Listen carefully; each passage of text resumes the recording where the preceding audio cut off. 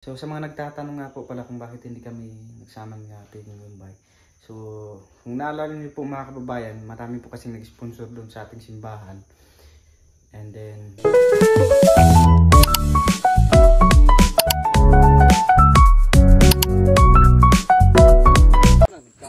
yun po mga kababayan, happy Sunday po and good morning. Good noon pala, no?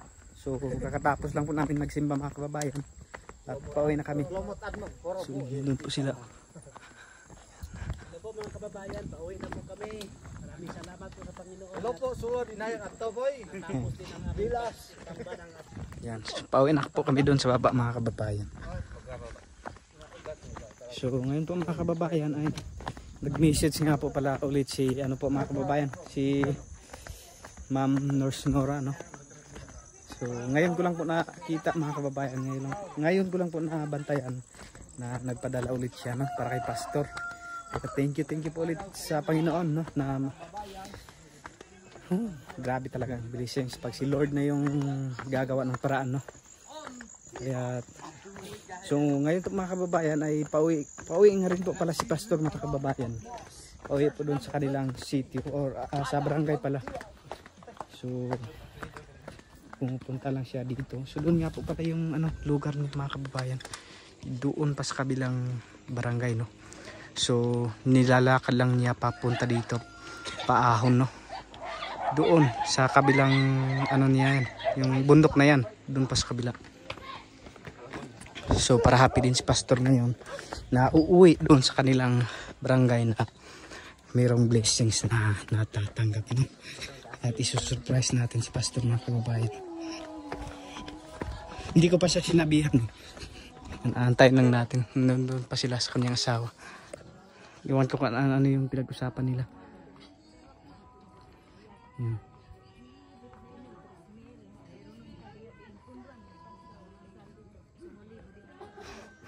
Yan, so walang kalam-alam si pastor mga kababayan.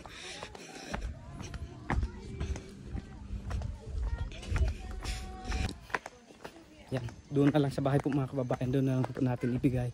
Solo hindi ko pa po nakash out, no, yung pera kasi ngayon ko lang po nakita at chinek ko yung GCash ko. So meron pong pumasok na 3,000, no. So yun po yung pinadala ni Ma'am Nurse Nora. Kaya muna, meron namang mapag-cash outan po dito mga kababayan, no? Kasi uwi na rin po kasi ngayon si pastor doon sa kanilang lugar kasama yung kanyang asawa. So nakita ko nga po pala mga kababayan doon po sa upload nila Sir Paul Facebook, no. Welcome back po sa Davao. And thank you kay Lord kasi safety yung kanilang biyahe, no, at sa pagpamahagi po doon sa Cebu sa mga nasalanta po ng lindol. So yan po mga kababayan, no, pupunta po tayo doon sa bahay namin. So yan, wala pa siyang alam-alam, nandyan po.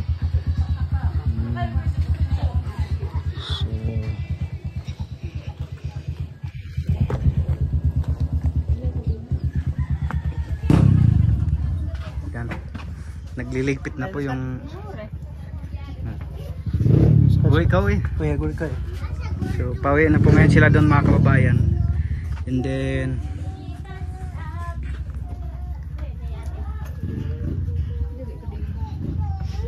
thank you po ulit kay Ma'am Nurse Nora, no, dahil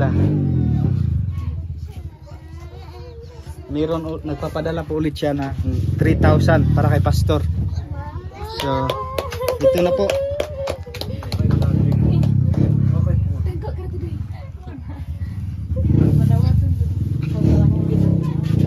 So buti at na-check ko po doon sa message mga kababayan na nagpadala pala siya ng 3,000. So ito na po Ma'am Nurse Nora. So ibibigay ko na po para may pangbaon po sila pauwi doon sa kanilang barangay, no, kasi nilalakad lang nila papunta dito. So ito na. 1 2 3,000. Yan, thank you po ulit sa Panginoon. Maraming salamat po sa iyo Tita Nurse Nora, no. So maraming salamat po talaga at hindi na po ako nag-expect na bibigyan mo pa ako ulit. So Maraming salamat po talaga at di ko ma-explain ang nararamdaman ko. So sobrang blessed po ako kay God dahil binigyan mo ako ng ganito kalaking halaga, ma'am. Maraming salamat po talaga, no? So pagpalain ka palalo ng ating Panginoon. At ang Panginoon ang bahalang magagantimpala sa iyo. Maraming salamat po talaga, God bless sa inyo. Ipagpipray ko po ito bago ko ito tanggapin. Ipagpipray ko muna namin ng asawa ko. Ito pong asawa ko. No? So,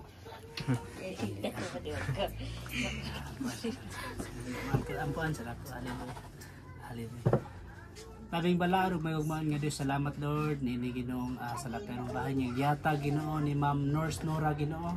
Lord, akong mga pag-ampo niya kanimo Ginoo, i-bless ang iyang kinabuhi Ginoo, i-bless ang iyang trabaho Ginoo. Lord, ikaw ang Dios magbalos sa pinilong panalangin ngadto kang Ma'am Nurse Nora Ginoo. Lord God, kung diin man siya karon nga lugar karon Ginoo, ako mapag-ampo niya kanimo Ginoo, proteksyon ni Ginoo, bantay si Ma'am Nurse Nora Ginoo. Ikaw ang Dios magbalos sa pinilong panalangin sa iyang pagkamaayo Ginoo, sa kasing-kasing niya Ginoo nga mahinatagon Ginoo. Lord, dalaygon ka sa walay kinutuban Ginoo. Ako kining dawaton nga sa laperong bahin Ginoo, uban sa akong pagpasalamat niya kanimo ug sa tawo nga imong gigamit Ginoo. Sa pangalan ni Jesus. Amen ug amen. Maraming salamat po talaga Tita Nurse Nora, no? So maraming salamat po talaga. Malaking tulong na po ito sa amin na makamatustusan po yung yung anong tawag niya, mga pangailangan po namin. So pasensya na po kayo, hindi ako masyado marunong mag-Tagalog. So maraming salamat po talaga at pagpalain ka pa ng ating Panginoon. So thank you. So yun po, ma'am, naibigay ko na po. And thank you po ulit at pauwi na po kami doon sa so sila ay pauwi na rin po doon sa barangay, no? Sa kanilang barangay. Thank you po ulit and God bless, more blessings to come. So yan po mga kababayan, magandang hapon po, no. So yun, kagagaling ko lamang po doon kina Peking Mumbai. At ano po mga kababayan, no, kasi nag-edit po ako. So sa mga nagtatanong nga po pala kung bakit hindi kami nagsama ng Peking Mumbai. So kung naalala niyo po mga kababayan, marami po kasi nag-sponsor doon sa ating simbahan. And then yun, napagtuunan ko po doon sa simbahan kasi kahit paano man po mga kababayan ay makikita rin po ng mga sponsors, no, na kung saan patungo yung pinapadala nila. At sa kasalukuyan nga po pala ngayon mga kababayan ay meron pa pong natitira doon na 60,000 pesos, no.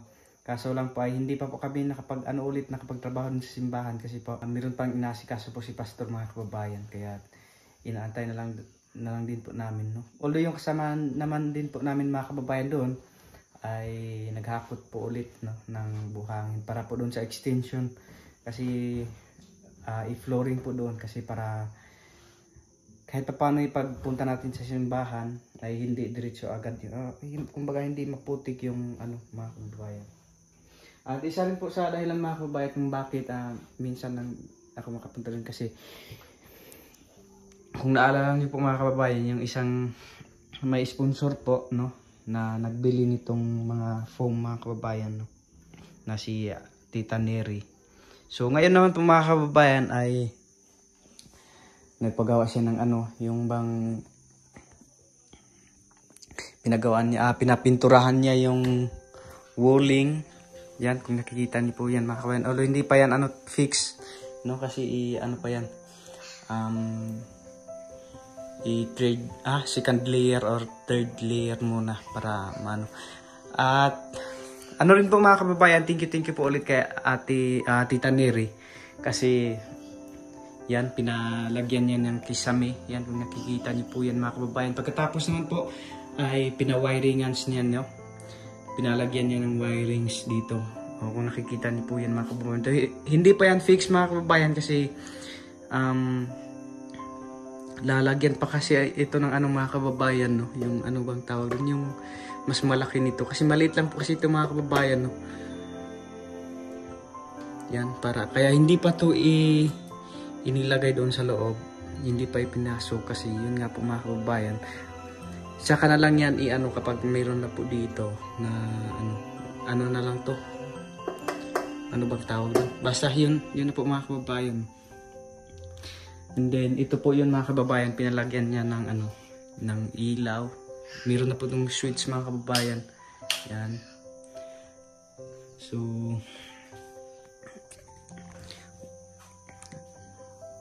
tapos meron na rin po dito mga kababayan sa ano.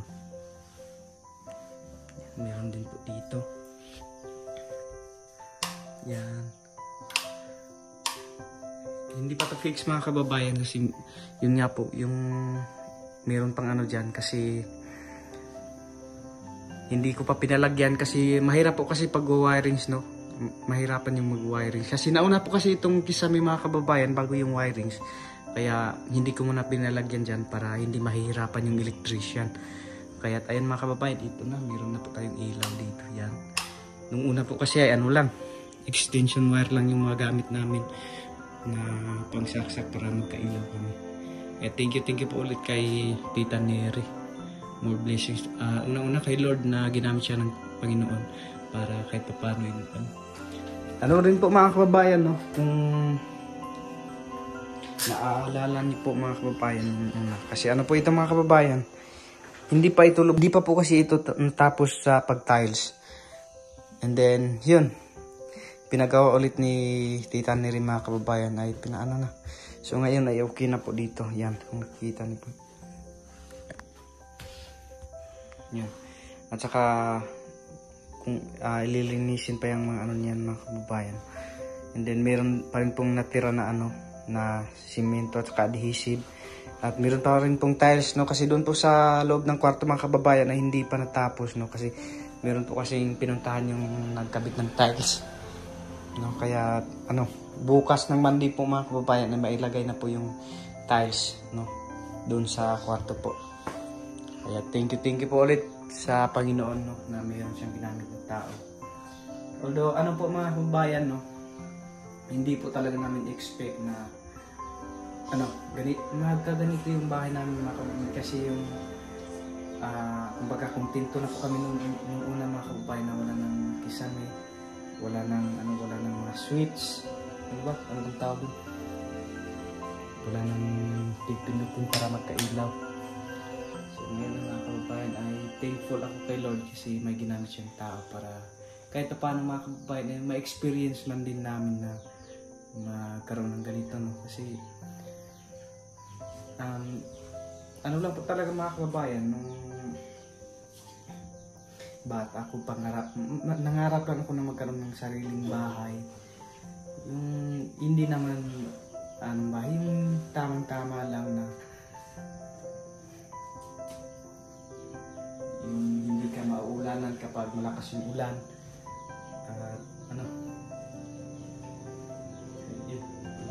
Yan, so ipapakita ko na lang po ito mga kababayan kapag natapos na po talaga, no. Kaya medyo busy na po ako ngayon mga kababayan. Pero hindi ko naman po pinapababayaan ko speaking ng buhay. Tapos kanyang mga ano po doon sa YouTube. Kasi pag-edit. So minsan po talaga mga kababayan yung hindi na po kaya ng aking katawan. So minsan hindi na po makapag-edit ng speaking ng buhay. Kaya para ano rin po mga kababayan, no? Dahil minsan nag-i-edit na rin po siya, no, para mayroong may upload, kaya ano, para kahit pa paano po mga kababayan ay matuturin po siyang mag-edit, no. So yun na po muna sa video nito mga kababayan, no, at i-update ko lamang po kayo kapag naano na ito mga kababayan. So yung mga resibo nga po pala dito mga kababayan sa pinamili namin, so ano na, naipadala ko na po doon kay Tita Neri. Naipakita namin yung kung magkano yung presyo, magkano yung price, yung mga resibo ay nandun na po. So maraming salamat po ulit sa Panginoon, no, dahil po sa Kanya ay nangyayari ang lahat ng to.